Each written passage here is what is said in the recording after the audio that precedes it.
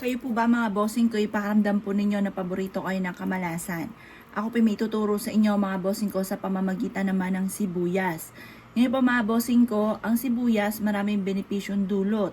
Pwede rin po ito mga bossing ko kung halimbawa ikaw po ay may karamdaman, mag-slice ka lang po mga bossing ko ng sibuyas at makakatulong po ito para mahigop niya yung mga negatibong enerhiya na nagdudulot ng karamdaman para gumaling ka agad. Bagamat mabaho po siya pero may benepisyong dulot po ito mga bossing lalo na pagdating sa ating kalusugan at ganoon din po pantaboy ng mga kamalasan.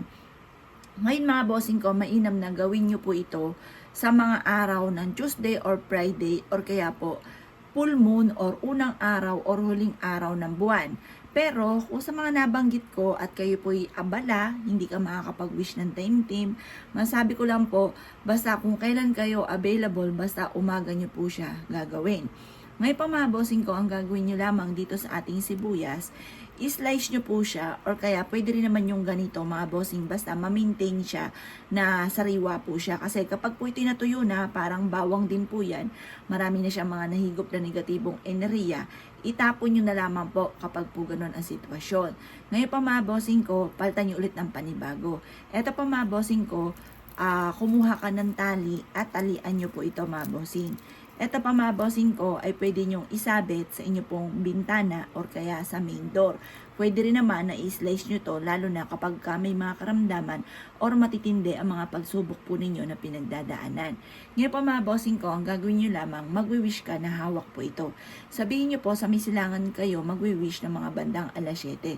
Sabihin nyo po sa pamamagitan ng sipag at tiyaga at pananalig sa mahal na Panginoon at pag-iingat sa aking kalusugan ay makakamit ko lahat na aking mga ninanais sa pamamagitan din ng pampaswerteng ito. Sabihin niyo po, ako'y gagaling na sa aking karamdaman, kailanman na hindi na ako mamumblema sa pera, siksik liglig at umapaw at maraming blessing ang darating sa akin. Ganon ang mga pag-wish na walang gamit na sana, direct to the point mga bossing. Ngayon pa mga bossing, kapag tapos ka na mag-wish mga bossing ko, ibilad nyo lang siya hanggang alas 8 ng umaga. Makalipas ang alas 8 ng umaga mga bossing ko, isabit nyo na po ito sa main door or kaya po sa may bintana ninyo or kaya i-slice nyo na po siya at ilagay nyo po ito sa kwarto na may karamdaman. Or kaya mga bossing ko, kung parang pakiramdam ninyo na parang mailap sa inyo ang swerte, mainam na mag-slice ka nito at ilagay nyo po ito sa salas po ninyo. Ang amoy po nito, bagamat mabaho, pero magdudulot naman ito sa inyo ng swerte. Kung kayo naniniwala at nais po itong gawin, huwag ka na magpatumpik-tumpik pa, makakatulong po ito upang sa ganon, kung ano may ninanais ninyo ay kaagad nyo po itong makamtan. Ngayon, kung kayo gagawa ng ganito, huwag nyo itong ipagsabi kahit kanino. Kasi ang masaklap, pag may nakakaalam, nauudlot, nakukontra ang swerte.